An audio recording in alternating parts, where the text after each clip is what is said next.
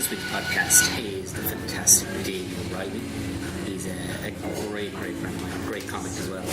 I won't go into too much detail because this is a great fun podcast. You're all very, very welcome to, but I'm late. I'm a day late with this one, and my apologies. This is the one for the 15th of June.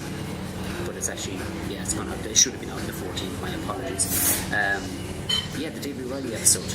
It's absolutely. We had a great time. It's kind of podcast. I'd say we could talk for about 6 or 7 hours. It was we did it in the ultra hipster Lighthouse Cinema in Smithfield, and we just went off into tangents that we wouldn't have expected to go off into.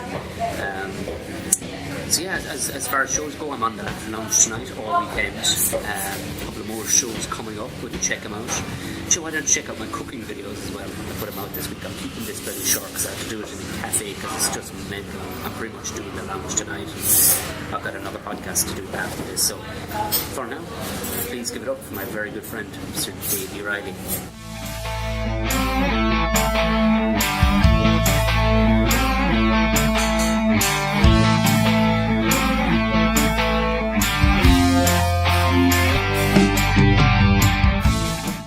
Davey Reilly. Perfect. It's Davey Reilly. Sorry. No, soup taker. Soup taker? Yeah. Would you have been O'Reilly one time? Probably, yeah. You might not have been. You might have been like Scots or something, were you? No. You've darker features though. I mean, do you tan well? I burn and then I tan. Okay, so you're an Irish tanner. Yeah, exactly. I don't really. My face gets really tanned and my forearms get really tanned. But I think I get a brown arm now. But that's the culture, you know. It just knows that you may need protection down the bottom. That's it. Yeah. What's going to be sticking out of the window of a car? You're right. So, you're right. You have a cousin from another country, but left arm. Exactly. Yeah. But the we were just chatting beforehand. I mean, we were just with Tom Green. Yeah. Because we had done our little drive down. That was a nice little gig down the Wexford, gig. Wasn't it? Lovely little gig. Lovely drive. Yeah. Fucking, what an affluent place, Wexford. We were just driving back and look at all these mom and pop shops open. It was unbelievable. It looked like it could have easily been a deserted town too, because it was boom money, clearly. Yeah. Boom didn't go from there. It's like two close shops to go up through the town, and one of them is a Dunn's, so whatever. Yeah. Don't care about that one. Fucking hell, it was a mind-boggling place. And then the following week I was off with Tom Green, and that was interesting. Yeah, because remember you said it to me when we were driving down. I was like, that's going to be insane, because you were driving about, weren't you? Yeah. I was in London 2 days ago, gigging Monday, Tuesday. I was Tuesday in the airport reading like Evening Standard or something. Yeah. Big 2-page spread with him. This was right. And it was like, Tom Green is in the Glee, Nottingham. I was like, oh, it's weird that this big 2-page spread in a London newspaper, and his gig wasn't even in London.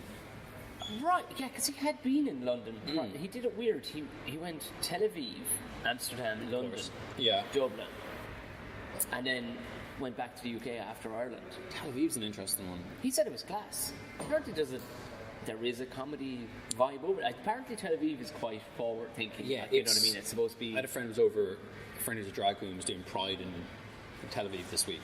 Wow. And it looked insane. Oh, Jesus. And it's like, it's the cool city of... Yeah, because I know a couple of gay lads, they were going over there, and one of them was going to work for 6 months, and I was asking, I was like, is it all cool? Like, yeah. And he goes, no, Tel Aviv is fine. It's fine. Like, he says, on certain days, because he talked about Pride, I went, they have Pride there. Yeah. Fuck it. But he said, that's not all year round. Yeah. No. He says, two dudes wouldn't be making out. Nobody would be making out. Yeah, that's the thing. Like, you know what I mean? It's not. Conduct yourselves. Yeah, you know what I mean? Cover your shoulders. You're going into a church kind Yeah. But he says, I have no problem with that. He says, I'm not going to scorn the boyfriend anyway down the street. Like, you're not going to walk into a fucking synagogue. Just going to give a lot of hand job here, and we'll be done, Rabbi. But I won't look him directly in the eye because I'm not a freak. But it was good. I tell you though, some fucking shit show. When he showed up at the beginning. You picked him up from the airport, did you? No.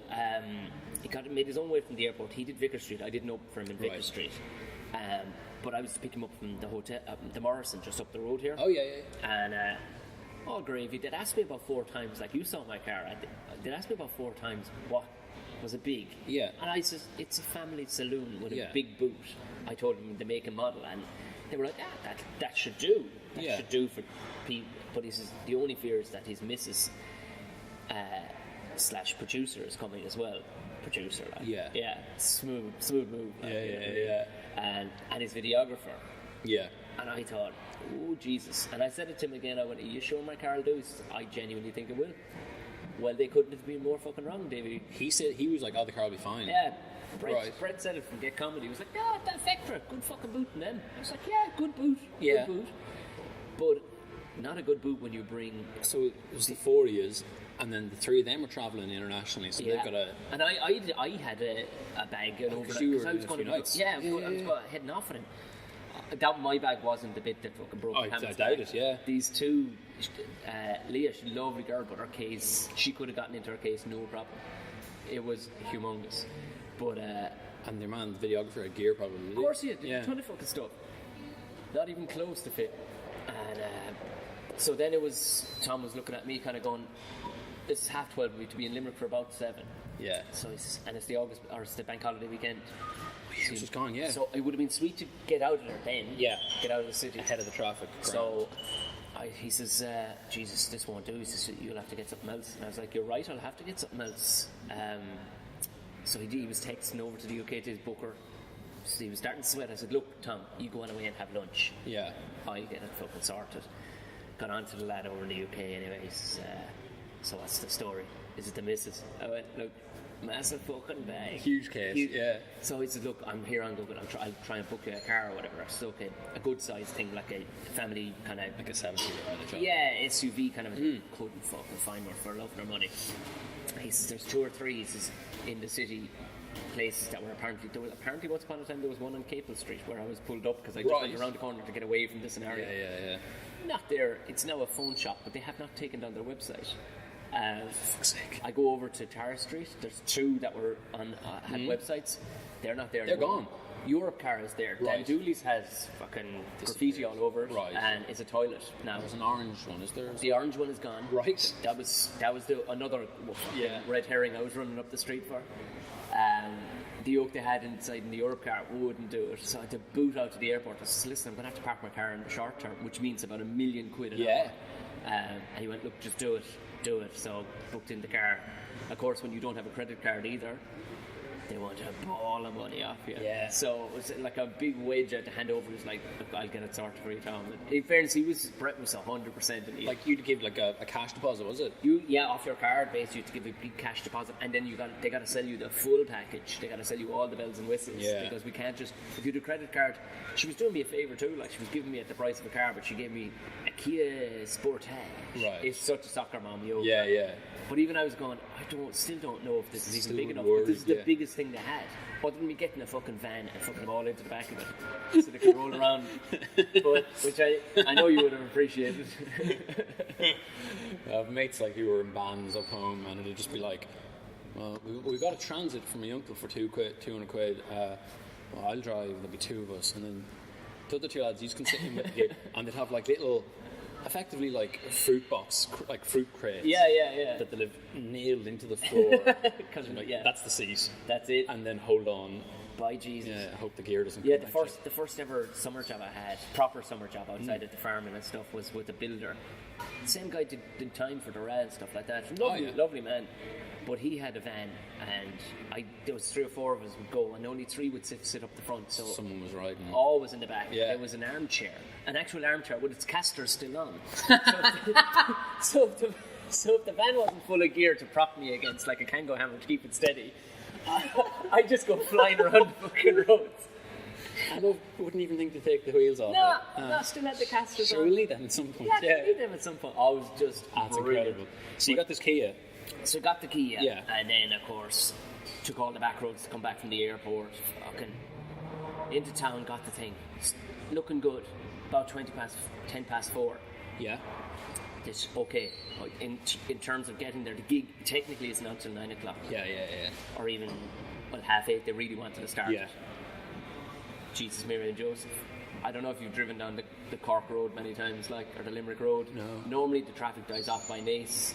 Yeah, I got the bus then. Yeah, Usually once you go past Kildare Village, or the turns for those. This was all in Portlaoise. it's dead, and I'd gone back roads as well that time. We were pushing, and then it was like, Tom, we need to eat. I fucking haven't eaten since that lunchtime, like. So it was like, all right, well, if we're going to be late, we may as well be properly fucking late. And late they stopped at the Midway place, had chicken, and we were having, like, it was good enough crack. The spirits were lightening, because he was kind of freaking out a little bit. I went, Tom, they can't have the show without you. Limerick people are easy going, like, it's Friday night, they're out anyway. And get down there. Yeah, they're not going to have tickets for show after, like, it's not that sort of situation. I said, look, you have your grand, you've half an hour, because you've had 45 minutes in fact, because I got to do a half an hour, then you 15-minute break. So he was grand and relaxed. They were staying at a different hotel to me, because I'm the Great Unwashed, as you know. And it's the first time since Edinburgh, I think, I quite literally had to sprint to the gig. Ran full fucking throttle, came in baiting sweat. And who works out that is sensible, like, I'm sweating bullets. Get in the fucking door, they're like, Jesus, Tom, there's people, and a full crowd, like, all waiting. So it's got, excuse me, through everybody, let them all in. So they hadn't let anyone in yet. No, because he man was keeping in contact, of course. Like, and oh Jesus, quite late. But it turned out to be a fucking class gig, because you know when all care has gone out the window. And that's literally the point I was at. There was nothing in my head whatsoever. So it was just jumped straight on. The guy fucked up my name, bringing me on stage and everything. Of course, Tom, and he'd forgotten my surname, and he knew me. He fucking knew me. I've met the guy about 10 times. It's in Dolan's, is it? In Dolan's. And he said, I froze. I fucking froze. I went, you froze announcing me from off stage. Dude, this is your thing. And so I just shouted my surname. I went, fucking O'Mahony. And just kind of, people kind of got on board with it.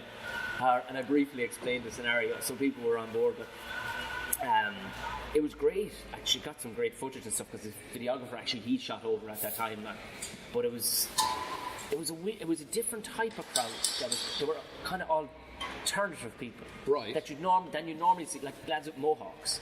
Oh, yeah, right. Yeah. Okay. Because I was wondering, I was like, what sort of crowd would he get in? Because it was a mixture of everybody. People probably roughly my age, and way younger too. But it was a good mix. Nobody much more older than 40. So his own age then. Typically, people that would have grown up with him on MTV. And Freddie Got Fingered and all the rest. So they got to see.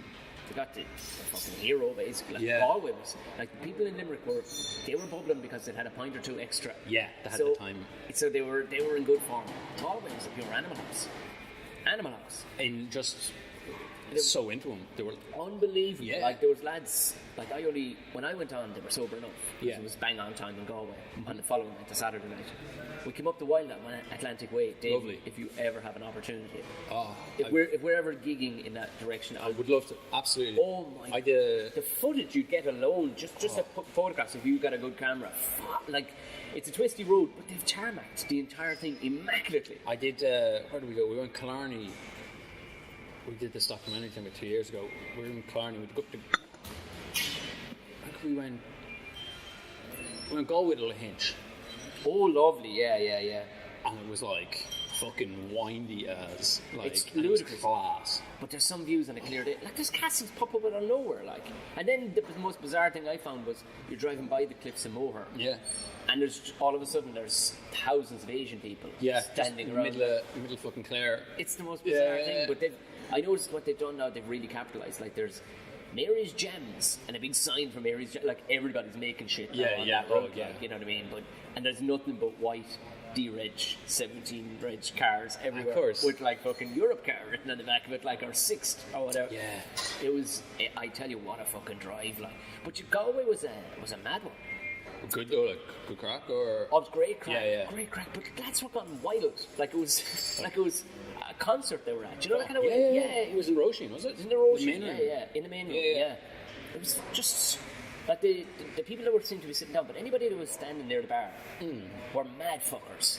Right. You knew they didn't go to comedy at all. They were shouting at all the wrong points, but loving it. So, you know, you couldn't give out to them. I mean, if there was any city of like where would Tom Green have a big following like Galway? He packed the fuck out of Cork. Yeah. He packed the shit out of Cork, yeah. City limits, absolutely rammers with a lot of hardcore fans. Reserved people that were... Yeah. They were off the... But there was a goth vibe there. Yeah. And there was a geeky vibe as well, like, you know what I mean? I vaguely remember the show, but like you nearly need to have gone out of your way to try to find it. If you're growing up These fucking people. in the Western Cork in the 90s, you weren't getting MTV No. for the most part. Like, No, so no. you would have had to go out and These that would have been someone brought a video back from the I would States. say kind so, of job. yeah. And then, like, he does a bit about Freddie Gaff, and like the amount of lads afterwards as well, Yeah. they could recite the whole thing. The whole thing. You know, the newspaper thing I read about him, they were like, oh, and then the movie was, at the time, kind of critically... Oh, it's late. Yeah, but now it's getting this, like, It's Renaissance kind of renaissance, and it's been viewed as, I think what it was intended as, this sort of subversive punk movie. thing. It was a dream scenario, he was saying, for him, like, because he did his TV show, whatever, Yeah. and then all of a sudden, he acted in something He was in Charlie's Angels. later, but Freddie Got Fingered was before that. He acted in something, and they really liked him. He was in And Road Trip. Road Trip. Yeah. And they quite literally turned around with an open checkbook. I went, I want you to write and direct your own movie, Tom. He went, you're fucking right, I will. And it was amazing. Yeah. Like, that shit doesn't happen anymore. Of course. Because there's so much competition for things like Yeah. But he said, just couldn't believe it. They quite literally, after that one acting role, went, What do you want to do next? a whole movie. Yeah. We're throwing the book at you. Yeah. The checkbook is there. Go for it. Imagine that scenario, like. And he's a grounded fella, in fairness. Like, I think he'd be gone fucking weird if you live moments like that. Yeah.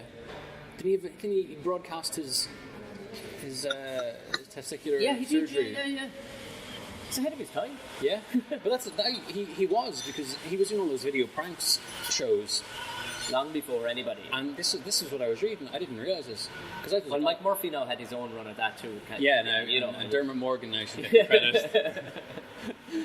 Yeah, because Mike Murphy, Tom Green, Jackass. That's There you go. the Yeah, lineage. that's the lineage. Yeah. But it was in that the production crowd who did his prank show, like when it was moved to MTV, like when MTV picked it up. Yeah. We're like, oh, can we just buy all of your sketches off you that you've filmed yourself?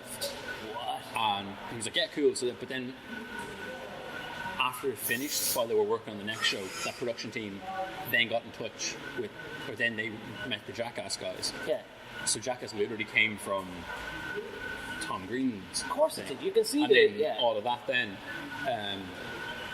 And the things like he rightfully feels a bit aggrieved that he didn't get the credit for starting. Like everyone's like, oh, you know, it was done in the Jackass style. Like Jackass is the thing that's used. Yeah.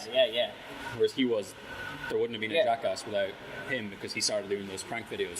You'd have a bit of a chip on your shoulder, but he didn't. That's the thing. Like he seems like an alright fella, but he I'd have said a chip on something my like shoulder, I reckon. he said something in this interview that was like, you know what, it'd be nice to get that credit for it, but at the same time, if I'm 65 and I'm still doing stand-up and people come see you do stand-up, and help Yeah. you out, like he just seemed. Oh, sure. I mean, he was like, how could you complain? Like, Yeah. you'd full houses in Ireland. Yeah. You know, Yeah. You've never been here before, and you get to drive around. And see, he was filming the whole thing for Netflix next year. They're making a documentary. Oh, cool. So there'd be probably about 7/10 of a second of me going, well, we're driving through Tipperary. Yeah. He got very excited at the idea of driving through Tipperary. So finally, I'm not a long way. I was like, yeah. Pretty good. Yeah, there you go, Tom. There you go. Oh, we had this bit about, let's have to talk about fucking Dr. Quinn, Medicine Woman. Have you ever seen that? I remember. Yeah. And I gave my synopsis of what it was, and he thought it was the funniest thing. He goes, do you use that on stage? I went, no, I don't, Tom. Because it wouldn't be accepted. He was like, I'm totally going to, if I can. I went, yeah, if you can find something with Dr. Quinn, Medicine Woman, go for it, man. Go for it. So for people that, well, most people listening to this will probably know, you're originally from what part of Cavan? Cavan Town. The town. Town. Yeah. Although you don't say the town, do you? No. Like. I liked Cavan while I lived Yeah. there. You lived really close to me. You were saying. Yeah. You told me where you were. People are sound. They know the value of a quid. But there's no meanness in the town. You know the way that there's a joke, there's almost a joke about Cavan people and their money and all the rest. Yeah, the Cavan drawer and table. So Yeah, you can put your dinner in it if someone calls over.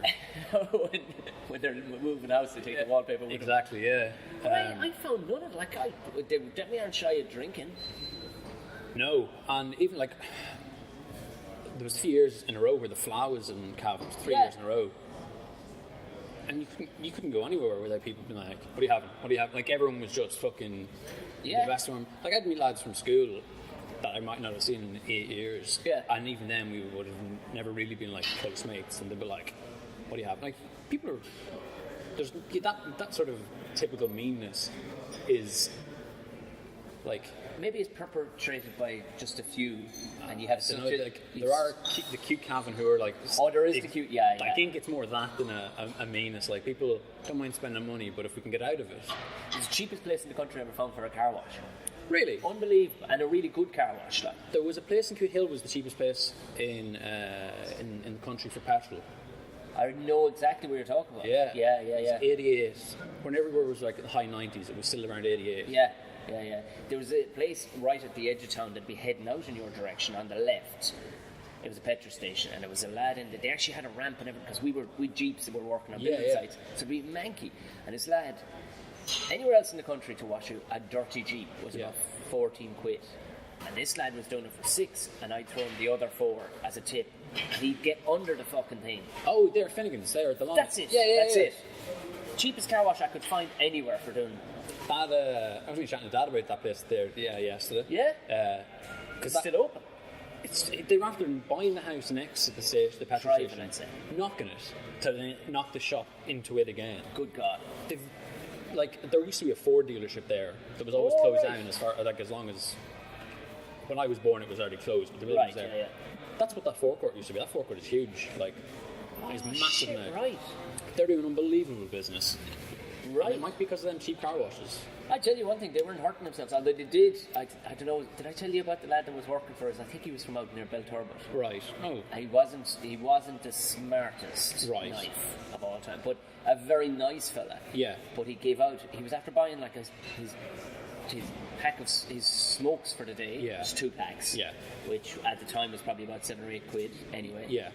Each. He got his roll for the breakfast. Yeah. And he got a Capri Sun. Yeah. All coming in probably close to 20 odd quid. And a Capri Sun was 59 cents. He wasn't fucking having it. Snapped. In front of us all at the queue, like we were getting our breakfast in the queue. Snapped. So I reckon there were 35 quid out in fucking Belturbet. And this is a fucking disgrace. His own words. Yeah. The girl was like, I don't know what to tell you. I don't price the Capri Sun. So Belturbet 35 cents for Capri Sun. There you go. Captown 59 having none of it. Oh, but the fact that he was willing to spend so much money on cigarettes and everything else. Yeah. But it was the Capri Sun. The 24 cent whatever in the difference. That just snapped him. That was it. I'm having none of this now. That's hilarious. And the whole lot left the whole lot back. Fuck. Oh yeah, left the whole lot back. He went, that's it. No, because you'll have to pay for the road. You had to make. No, you can fuck yourselves. That's incredible.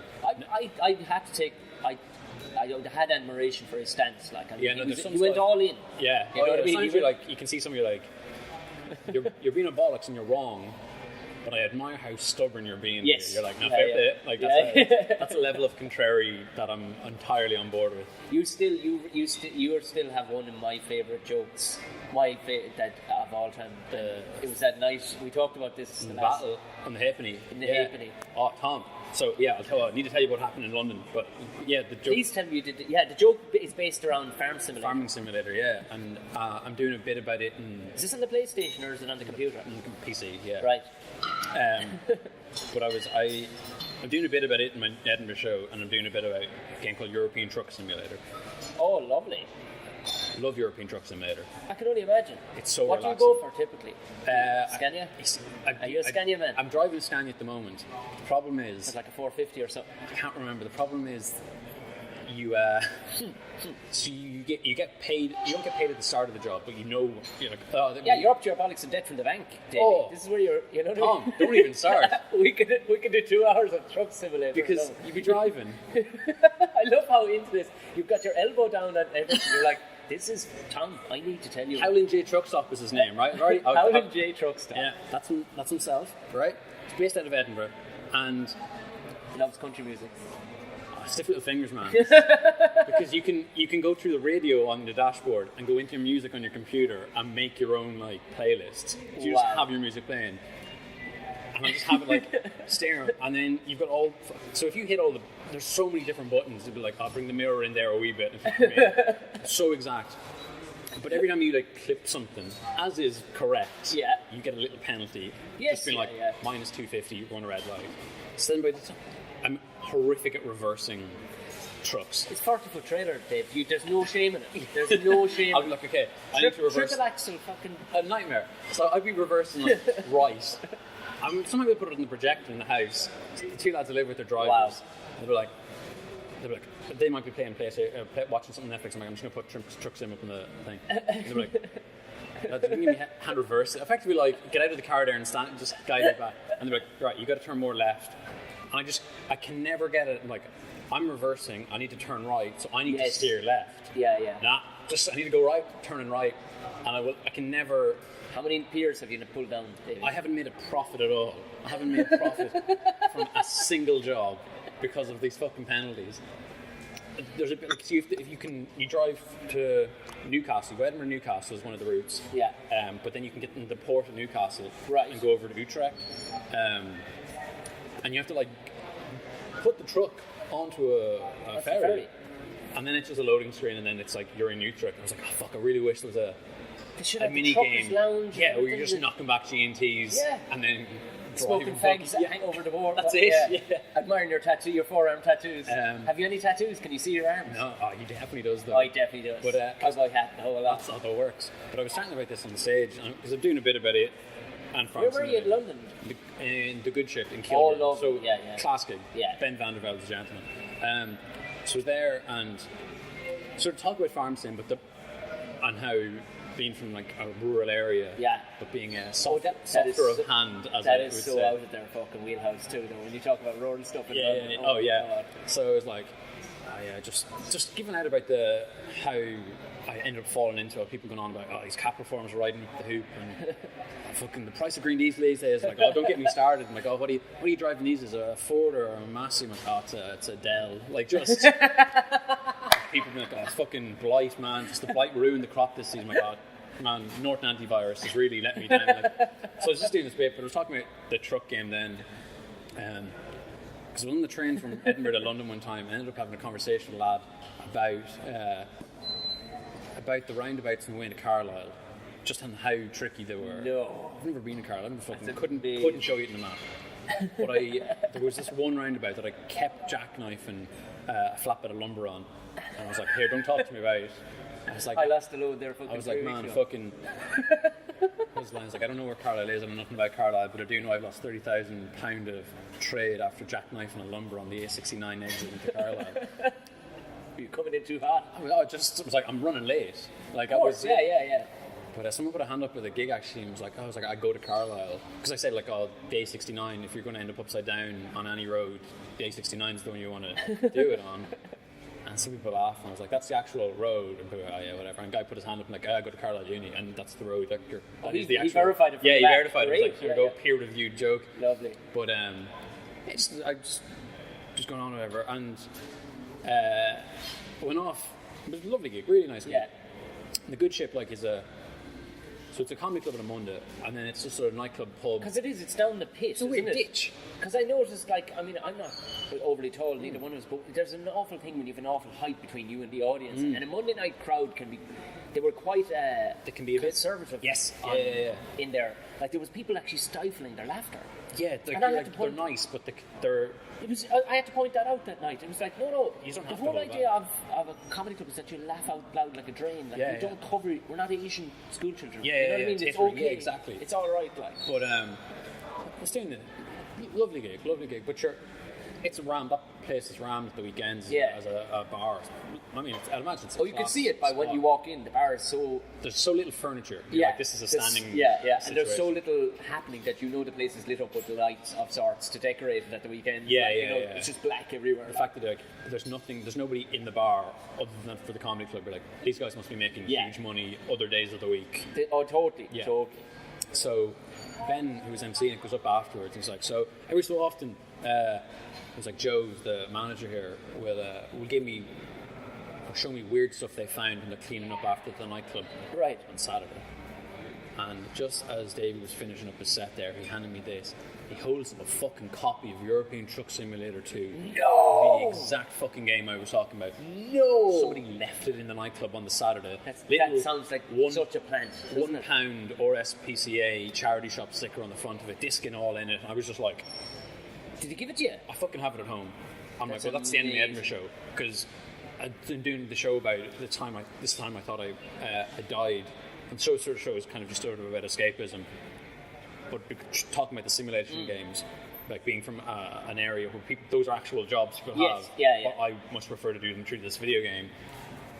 And then at the end of the show is going to do this bit about how, well, maybe we're living in a simulation because the scientists reckon we might be. Yeah. Blah, blah.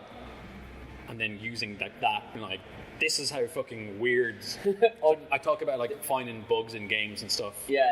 And like that is the fucking glitchiest little Easter egg. Doing this gig, It's unbelievable. I fucking was speechless. You must be nearly rattled going, hold on one fucking second. For about a half an hour, I was like,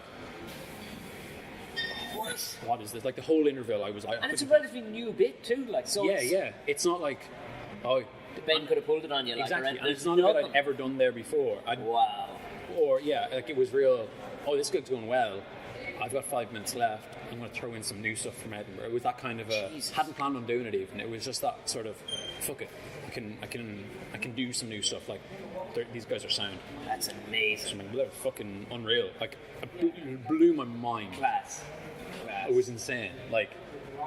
And but it was the farm simulator was the one I had heard. Yeah. And what was amazing was how adverse it was to everybody else in the room. They had you may as well, like there was almost no other subject you could have talked about that was so away from you, other than milk subsidies. Yeah. It would have had to be an agricultural of some sort. Like, Fishing quotas, like, yeah. It wasn't that people were being rude, they just had no idea. And I was guffawing like a fucking And Billy idiot. Anderson was then laughing at you. Yeah. Colin Chadwick said that to me before. I was doing something else in the same room, like, and it's such a mixed bag of audience members. Yeah.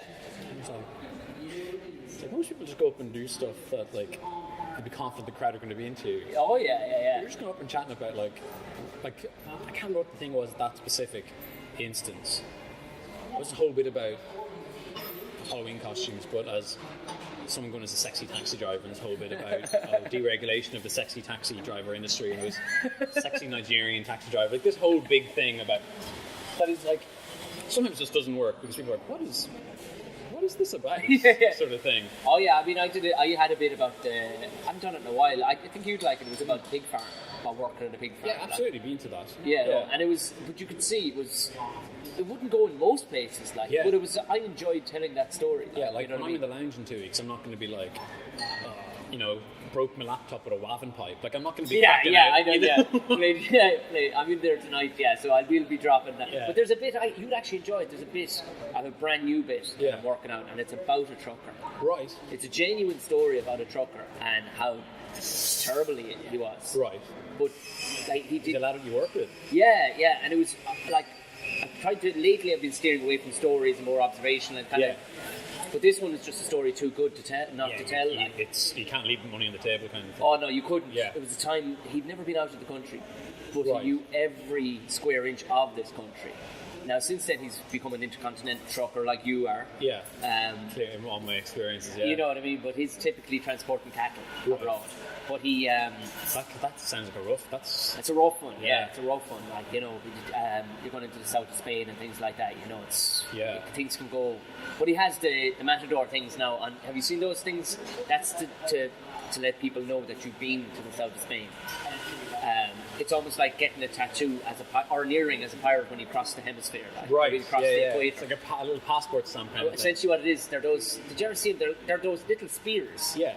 And a matador would hold behind the sword. Yeah. The sword, and they're covered in little velvet rope. Yeah. Truckers have those put in up against their windscreen, and that's to let you know that hey, I'm a big deal, I'm a big rigger, like. But it was basically the story about how at this stage he hadn't travelled anywhere outside of the country, but he knew every brothel. Like within like 5 feet, he could tell where brothels were. Like. Yeah, but He actually had a gold card to most of the brothels were run by the same crowd, to the point now where he loved the truck so much that he didn't like leaving it. Right. So he'd actually have the prostitutes come out to him. And and I don't know if this would make it any more acceptable if he was in good shape, but he was one of the most out of shape people, like sweating just talking. Yeah. Just Mars bars and Coke. That was his diet. He's not getting out of the. If he doesn't want to get out of the truck for the ride. Yeah. That's the image of an unhealthy man. Yeah. But the story and how does it tell you, Dave, and you need to be careful because he got to the point where he had bought a house. He made that much money because He wasn't spending his money on anything. He's just in the truck the whole time. He was getting his free jackets from Scania. Yeah. And Newt Boone, the truck or the trailer company. Yeah. So he wasn't. So he bought a house for cash down near home. It took him 8 months to the be lads able. in the Gulf, like. Yeah. Just, I'm on a boat. I can't spend my money. This guy's in his truck. Exactly it. Yeah. He spent 8 months before he could actually sleep a full night in the house, and he'd have the truck parked outside. So he'd go and he'd be tossing and turning, and he'd just go, no, gotta go out and sleep in the truck. So So it was those ones with the bed up above. yeah. Properly Fucking obsessed with them as a kid, like they were. Oh yeah, the idea of having your own cozy little. Yeah. They've got a little fridge, television built in, the whole works. Yeah. Did Paul Crowley? I was telling you about that. Yeah, I've never spoken to Paul about. You need to talk to his Paul. driving. Paul loves trucks. Yeah. Even though he totally doesn't look like a trucker, he's one of the Yeah. neatest dressed. Himself and Jim Elliott are two of the neatest blokes in comedy. Yeah. But he is like he would have. He does a bit about. He did a bit, an impromptu bit that I told him he needs to make a bit. Yeah. It was about somebody from Suffolk or someplace in the audience one night. We were doing the comedy crunch, and Paul started talking about the Suffolk truck show, and he went. They kind of Right. went with it. The rest of the audience were lost. Yeah. So they would have. Like, But oh, he yeah, I've went heard with this. it Yeah. about how he was raging he missed it this year, and then it performed the perfect segue to his bit about his new child. He didn't get to it because they had a new kid, Yeah. but he did a good 2 minutes on the Suffolk Truck Show class. and monster trucks. Have you ever been to a truck show? No. You'll lose your mind. I've been to like some car fairs. No, truck shows is where it's at, Right. because the Grove standard is way better too. Right. It's way better, and they've like fire breathers. They'll have a monster truck display. Class. Yeah. I mean, do you need to know more? They'll have stunt drivers crashing through things, brick walls and stuff. It's a truck show is where it's all at. Yeah. It just any of those like. Because anybody driving a truck, Davey, is Yeah. essentially a 4-year-old. Oh yeah. In a yeah. man's Yeah. body. Yeah. Of course, because they're like, I just want to drive. Yeah, big things. Yeah. Exactly. Yeah. So that was the. But yeah, Paul has an amazing story about when he quit being a transcontinental. Yeah. He was tired enough of because he doesn't fit in with your typical Yeah. Like if he's at the slip-on boots, the rest you know. stop. Yeah. Chatting to the other lads, like Like he can talk about trucks, but beyond that, yeah. you know what I mean. Other than that, they're animals. Like, Yeah. but he. Like Paul's wife and kid, like it's a different yeah. lifestyle. Oh, but it wasn't even that. It was the cracking point was he was put bunking Right. with this guy because the truckers would get their own. They'd take a berth. You know what I mean? They'd take a cabin. Right. But whatever was happening, he was put bunking with this guy, Yeah. another trucker. And he walked in, the guy had already been in there and walked out like, do you remember that? There was like a tree ad where the guy walks out balls naked in the steam. Yeah. And that's essentially it. This guy was covered from head to toe in hair, wet hair, grotesquely overweight. Absolutely no problem with nudity. Yeah. And I walked out like drying his nether regions going, still a bit of hot water in there, kid. And he's like, this is mid-morning. It's like, I've just on the ferry. on the high seas, yeah. So there's not like you can't even go anywhere. No, It's like I'll no. go to the next town and get a B&B No, there. no, there's no, yeah. And you can't go back down and stay in the truck. Oh, You yeah, can't it's locked up. Yeah, Yeah, we used to obviously yeah. the car ferries. That was it. When I was a kid, we used to we'd go camping in France, so we get the ferry from Rosslare. Yeah. And just the trucks were always loaded on first. Yeah. I used to just get out of the car and just watch them, just fucking. Sometimes they have to leave the trailer; they'd be separated. And Yeah, because they drop off a trailer, move on. Yeah. It's fucking unbelievable stuff to watch. To watch, there was a guy I remember I went to school with, and all he ever wanted to be was a trucker. Yeah. Very smart chap. Yeah. But he didn't give a fuck about college. Yeah. All he wanted, because his old man was a trucker. Right. But you could see why his old man was a superhero. Like he Yeah. looked like a kind of a tanned cowboy. Yeah. You know what I Oh, mean? yeah. And there was a village fair every year. Yeah. And this one guy who was a trucker, he got his trailer stuck in an area that he couldn't get back out of because it was just too tight. Yeah. So they rang my friend's dad I had to come in. and he backed it up. And like to watch these guys, the way they twist the wheel back and forth, like It's like fucking 50 surgery. revolutions, Yeah. 50 revolutions back and forth. And he would put the thing through an eye of a needle, Yeah. and he quite literally did up a hill in a field around trees and backed it out onto the road, like, and there was a round of applause. If you can drive at 2 miles an hour and perform something, Yeah. and to get to the point where you get a standing ovation, like You're doing all right. you and I know how hard it is to get a fucking standing ovation for putting an hour in. I'm just gonna try while I'm chatting to get a photo to show you now. Reminding me of Yeah, something. I want to see it. So I had a teacher actually in school. he was like, I'm going to retire when 55. He's from Longford. And he was a farmer. And like, he'd see all the lads going around with protein shakes. And sometimes he just knocked them out of their hands and be like, What are you doing? what are you doing? Just go dig a hole. Like, what are you wasting your time in the gym? There's no better workout equipment than a fucking shovel. Of course, yeah, right? yeah. Fucking huge lad, right? But those lads, those farmery lads, like, there's no getting the better of them. Like, they would. No. I don't care what gym you go to. Yeah, no, these guys are just. Yeah. You just see lads like you're just like, you've never worked out, but you just have it's just farmer muscle. Yeah, you'd you'd pull down a house. Like. Yeah. But this lad Brillo was I don't know why he was even called Brillo. It was just Paddy Brady was his name. Brillo was the nickname. But he used to like so easily. First years if they were chatting, hoist them like the jumper, wipe the board with them, like write. Oh, you didn't get your homework right. Or you got a stupid answer. He'd write the fucking answer on someone's forehead in marker. Like, it's class. I loved it. He used to go around, like, he's like, oh, if someone was starting to come up behind him, he'd pinch them in between, like, there, just sort of crease the elbow. Yeah. And, like, so there's a nerve here, and if you pinch it now, it'll hurt. It builds muscle. Like, you want to be strong. You're acting tough, chatting in class, and tough lads need muscles. Jesus Christ! Or he'd come in, he'd kneel on your quad. So this it was 18 stone anyway, just muscle like. There's a weird thing. For some reason I like this. Oh man! So like, you'd chat, he'd come and just be like, kneel on the quad and just put all his weight on the 14-year-old fucking lad's quad. No one was like, this guy's fucking psycho. Was like, this guy's class. Like, he was unreal. There was maybe 6 lads didn't like him because they were the lads who he got the he got the better of him. There was one time we were in English class. It was right next to his classroom. There's a guy in the inside wall, sort of like hitting the wall. Yeah. Friday evening, and he comes in. He's like, "Sorry, Miss Brady. Someone down here is making a lot of noise inside of the wall. Which is it?" He walked into her classroom. Strolled in. Yeah. Wow. She was like late 20s. He was like early 50s. So he definitely had like. Yeah, she wasn't going to put him in his place. Yeah. And like he got lads to go out and shoot rabbits to bring into dissection later, and like dissection was off the curriculum at this stage. He did it on my desk. He nicked the rabbit under its neck with the knife. Put the knife down. You might be more country than I am. Right? Put the knife down. Skinned it with a finger. It's quicker that way, lads. Oh yeah, right in front. Just nick. That's amazing. Unbelievable. First thing in the morning, we're like, oh, this is intense. Dissection. Things like, shame. I was really hoping it was pregnant because then we could show you reproductive stuff. And like, you're a fucking psychopath. Yeah. We love you. So anyway, he comes into English But you know class. he'd be all right come the apocalypse. Like, fucking like sound. He'd be grand. He's right. I want everyone. One of you is leaning against the wall. One of you is hitting it. And one guy who he didn't like and who was the perpetrator was like, this is really unfair. He's like, fucking that whole 3 or 4 years, wherever along the wall. Yeah. Fucking wait behind. Tell people to wait behind in horror class. Not in his class. Yeah. Wow. Bell goes in class. He's in the door. Like, he let his class out early so he could be like hand on the handle. He's in. Fucking wait.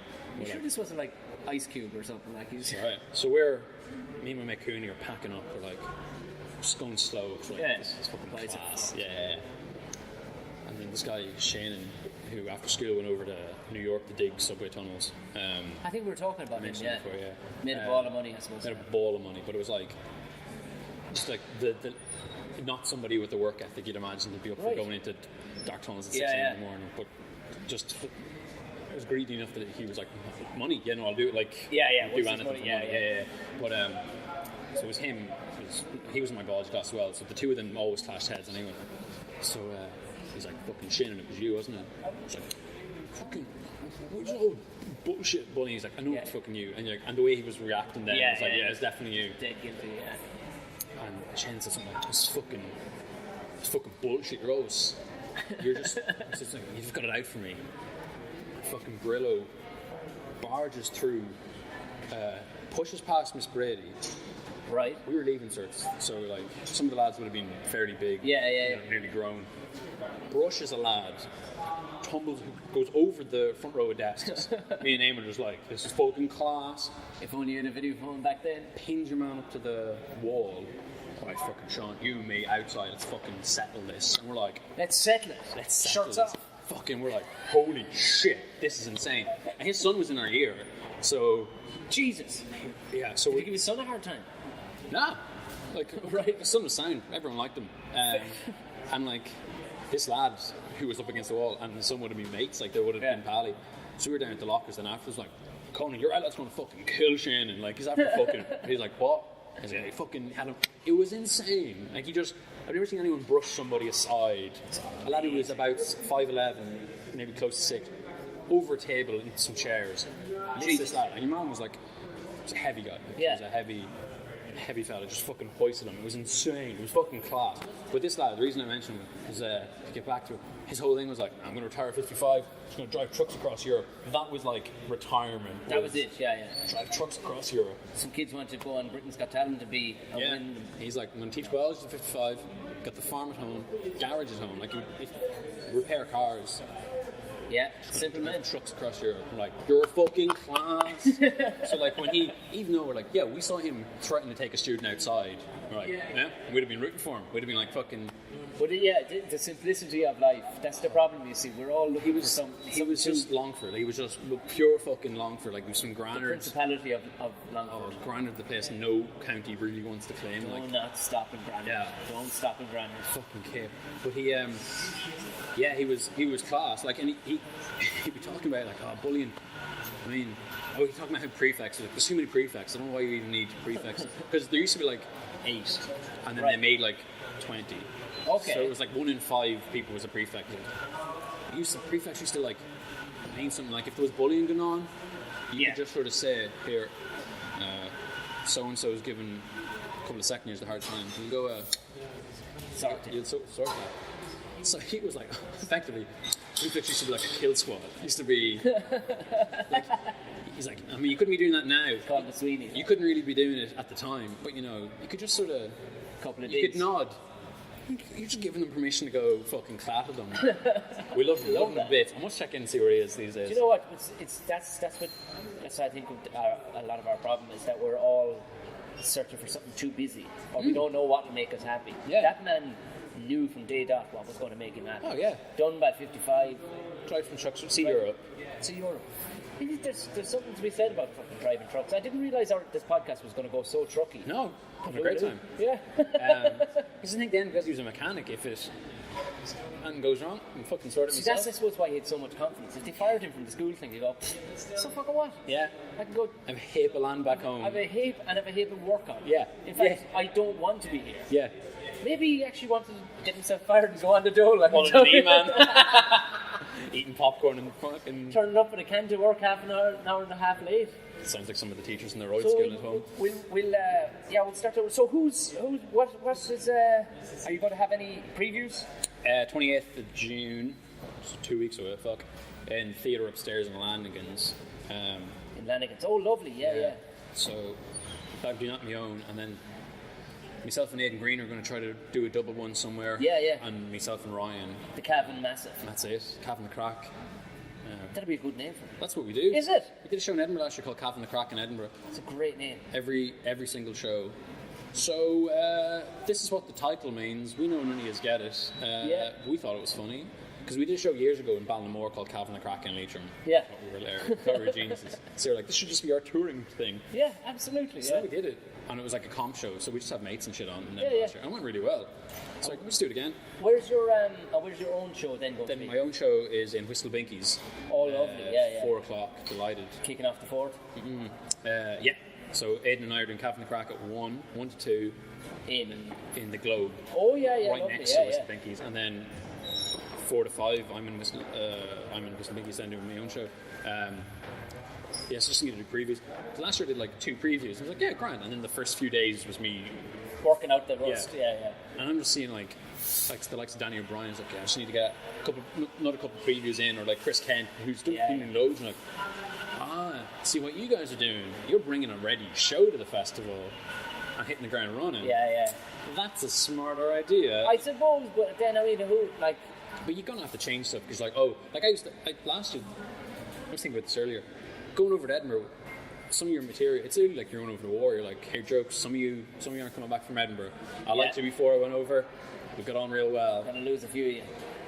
But Edinburgh, you're not going to survive Edinburgh because I'm going to lose confidence in your ability to be happy with an Plus, international with the way the crowd. world is going right now, I mean, if you have any topical stuff at all, or anything that lends itself to what happened while you're over there, fuck me, of course you're going I to... wrote a joke with the DUP the other day. I wrote it just for in London. Yeah. I mentioned like Cavan's on the border with Northern Ireland. It was like Northern Ireland was a place that most people in the UK didn't think existed. They thought it was like Atlantis until this intrepid explorer by the name of Theresa May presented it to the world. It was like, ooh, look at the archaic rulers who believed the earth is 6,000 years old. It's like the Hanging Gardens of Babylon. Yeah. So it was just sort of like pitching it like it was like King Kong kind of thing. I was like, oh, I must write that down. I just thought of it and I wrote it down. I was like, cool, that'd be a handy thing to have over in Edinburgh. Yeah. I was like, there could be another fucking election by then. Oh, there could be, Like, yeah. Brexit mightn't be happening by the time that, I actually have no idea. Like, So that's it. I'm not right, and like that is as you're topical not- as my materials. You're not too strict either on yourself. Like you can think on your feet too. Like so, I think I sometimes think if you're gigging a lot. Yeah. That's more so. I think like for me personally, if I'm gigging a lot, then I stay fresh and the show will come together fine. That's it. But I think if you rehearse the fuck out of a show, it's not a play. For some guys, it's a play. Yeah, but for the likes of you and me, it's because what are you going to get? You're going to get in drunk Scottish people, students. You might get a gang of chefs in another night. Like I had 14 Swedish lads in last year who did not care for me at all. But he was in out of the rain. Yeah, exactly. And it was a sort of I did crowd work in the show, and so I wrote like a 15-minute show. It was like, and then just 10 minutes of crowd work throughout it. Grand, there's my hour. And this year I was like, oh, maybe I won't do crowd work, but then you have to. I think you have to. Right. You know, small little rooms, you fucking have to. Yeah. Because it's not like walking out into a theatre and go, hey, how's everybody doing? And just blouse and into if material. somebody knows who you are, you don't need to do the, hey, how are you getting on? We're all cool. I saw James Acaster in Whelan's there. He did 3 shows in a row the other week. Unbelievable stuff. Right. But the first half of the first show was just him doing a half an hour crowd work, just sort of like things. He's like, I don't chat to the crowd during my shows. I'm doing that now. So this is us, blah, blah, blah. Then his show was just straight through. Yeah. Class. And all of his shows were class. And he only did minute little bits of crowd work in the middle. Right. And that was when he might have done a reference he's like, oh, thought you might have had that over here.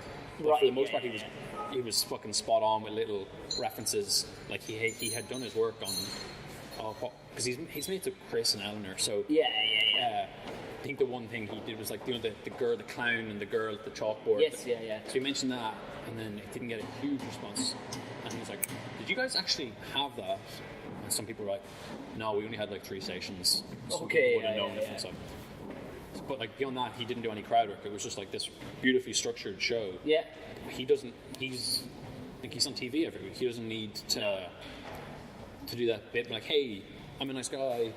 Have some faith in me that the rest of us have to do to show I'm worth investing an hour of your time into. You know that kind of a. Yeah. And I mean, there's a difference too. Like with when you do the whatchamacallit, because it's when you do small, relatively intimate rooms when they're close to you. Because it's now turned into kind of a family living room moment, and if they don't physically know you, you have to do a bit of chat because right up in their face. Because I found like the last time I was in London, I did a gig on the Saturday night, and it was a bizarre room. Yeah, it was a huge big room upstairs in this bizarre pub. It was a pub that was dropped out of 1790, in the middle of the financial district. Like that must have been like a preservation order. Bar. 200 people crammed in upstairs. Yeah. No proper lighting or anything, so it was just the lights were on. Yeah. There was no proper stage area. There's a couple of good acts, like Mike Gunn was on it. Lisa Lex was hosting it. But nobody was doing any crowd work. So they were all weirded out through the whole thing. It was getting nowhere. Yeah. Everybody was really struggling. Thankfully, I got to see this, and I went, you know what I'm going to do here? But what was hilarious was I was on second last, and Lisa Lex actually said something. She went, "They're gonna like you." She whispers to me at the back. I'm like, "Oh yeah."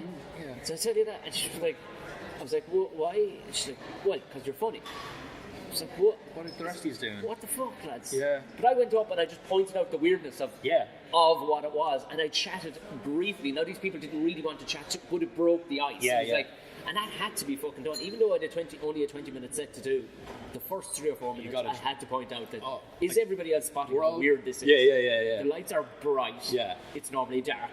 So I did Forbidden Fruit there a few weeks ago, and How was that in the tent? yeah, because I did it before and did material. I was like, fuck that, and I got there and Jarlath was like, this is unplayable. Like it was the crowd were just hammered. Nothing at all on Jerry or how it was organised. It was just literally people who that's were what it is. there. Like, it's in But you go there, you know that. Yeah. You know. I was watching this, and I was watching. Like, the guy was on before me was just doing material. I was like, it's a bit. You could tell the crowd weren't. Yeah. So I was like, fuck it. So I played Simon Says with them for the first 10 minutes. Good on you. I was like, Simon Says stand up, and about 6 people stood up. I'm like, all right, here we go, 10 minutes. Good. And then just did crowd work. Didn't do a bit of material, but then afterwards Jerry was like, that's what that needed. Like, it was one of those things. Fair play. You got to adapt these things. I heard a few of them now. Weren't just playing Simon Says. Weren't too happy. Oh yeah. Fuck them. But whatever. Yeah. The first year I ever did it was the first year that they had it on. Yeah. They had it. The tent was brilliant. It was down in the bottom corner of the field, fuck miles it. away from everywhere. Not at the gate where it is now. They closed off. It was its own. It was its own entity. Yeah. You couldn't hear. Oh, now when somebody would open the flap, you'd hear a bit from up the field.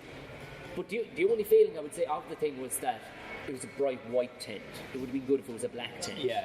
But that was the only feeling. It was class. I go to do not the following year, the year after. I go to do it. Christ Almighty, it was in this round tent, circus tent. Yeah. No seats. And no doors. No doors. Yeah. And Public Enemy had just started as I walked on stage. So all I did was I started singing along with them. Yeah. And everybody got up and we just joined in. Yeah. And I did 20 minutes of that rubbish. It's grand. And walked away and nobody knew my name, nobody cared. Everybody was smashed. They're like the 30 people that didn't go immediately next door to. Happy out there, probably. They were it didn't matter a fuck. Yeah. If the telly was on, They'd have been watching. they would have just been happy. Like, people were drinking cans of cider, nobody gave a bollocks. Yeah. Like that was it. Security were in there smoking. I was like, nah, nobody gives a fuck. Yeah, here. security are in here having fags. Yeah. This is the smoking tent. This is where they can nip in. Knowing that they won't get caught. Yeah, exactly. It was fucking like. It was great. Like it was really fun. And afterwards, like, well, that was that. I'm off. Like, fuck it. Like. Oh yeah, and I'm getting paid. At one point, I looked at my watch. I was like, I'm getting paid in 4 minutes. And then, like, just like said that to the crowd. Like there was no. I said it to them at the start. I was like, guys, I'll be honest with you. Do you know when you're about to get a car ride with somebody that you don't really know and you're really nervous about what we're going to talk about? That's how I'm feeling right now about you guys. So let's just see what happens. So sure, I was like, because you do see people who just like, okay, I've just got my material, and they just stick so rigidly to it. Yeah, and it could be class material. But sure, that's the thing. You could be the best comedian in the world when it comes to material, but if you won't assess the situation ahead of you, you gotta think on the feet, like. Man. Right, on that lovely note, where are people going to see you next? I'm in the Laughter Lounge the last weekend of June. I'm doing a preview on the 28th of June. I'm doing the Temple Street fundraiser in Vicar Street. Fantastic, yeah. Darrell Breen's listed after me, which I'm taking as a sign of seniority on my part. Good, yeah. And then the Vodafone. He's got weak knees. If you do need to get into a fight, just go for the knees. Big lad, he'll come down. Yeah. Come down. That's it. Yeah. And then the Vodafone Festival. Yeah, Saturday. Fucking delighted. Brent messaged me like, I'm not telling you who you're on with, but you're going to wank yourself silly. I was like, all right. Right. I'm hosting a show. I'm MCing, and it's Jay Larson, Nate Bergazzi, Cal Kinane, and Rory Scovel. Wow. And I'm like, gonna rub one out for that lineup. Yeah. Gonna do my best trucking material there. Yeah. So I'm delighted with that now. So. Then just popping up at any little open mic and like, hey, can I do 4 minutes to talk about shit? Like, yeah. Get yourself shit. Well, Davey, thank you very much. Thanks for having me. It was great crack. We'll do it again, sure. Absolutely. I don't think we actually touched on any of the things I thought we would go on to, but Sure, that's absolutely fine. We'll get you back on ours as well. Yeah. Deadly stuff. No bother. Cheers, Dave. No problem.